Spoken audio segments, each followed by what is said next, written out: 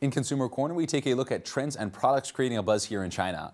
On today's show, we're talking about accusations that the Ministry of Railways is colluded with makers of high-end bottled water.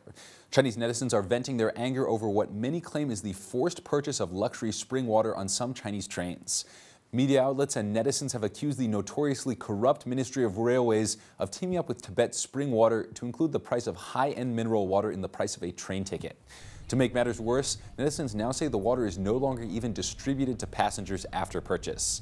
With details scarce and no response yet from the Ministry of Railways, the case has attracted plenty of attention in mainstream and online media.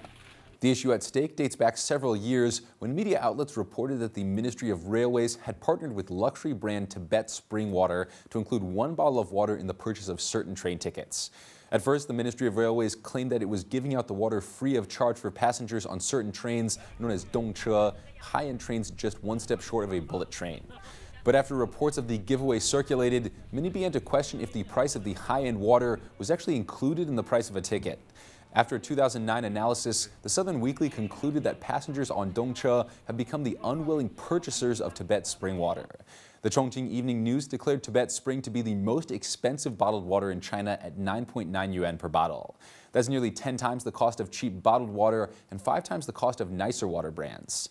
Further, the nature of the Tibet Spring's own business model makes it unlikely that the water was given away as a kind of promotion. Tibet Spring does not sell its bottled water at retail outlets, but it does list the Ministry of Railways trains as a recipient of bulk sales. According to the listing prospectus of the company when it went public in 2010, the company sold 73,000 tons of Tibet Spring water worth $46.5 million to China Railway Express Corporation. At the time, that accounted for 89.5% of annual sales.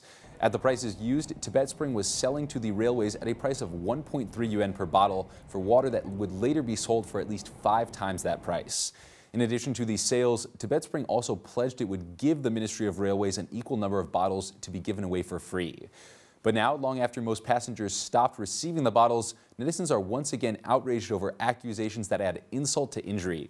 Bloggers have been discussing one netizen's claim that to this day, the water is still included in the price of a ticket, but now in order to get that water, customers have to go to a special counter at the departure station.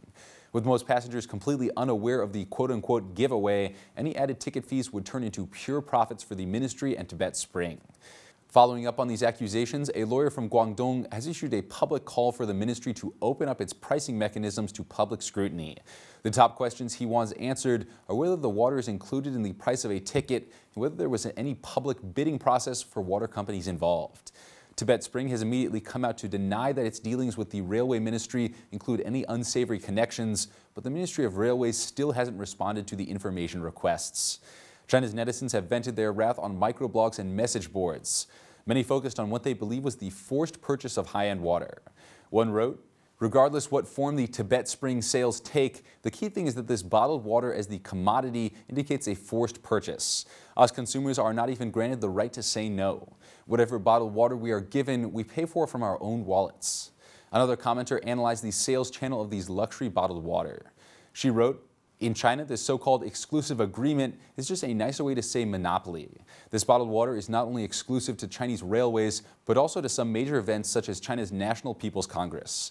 It wouldn't survive in supermarkets where consumers expect lower prices for bottled water, but its monopolistic or arbitrary ways of capturing consumers disgusts people and makes them feel they have been fooled." With no response yet from the notoriously opaque Ministry of Railways, for the time being, netizen anger and legal questions remain unanswered.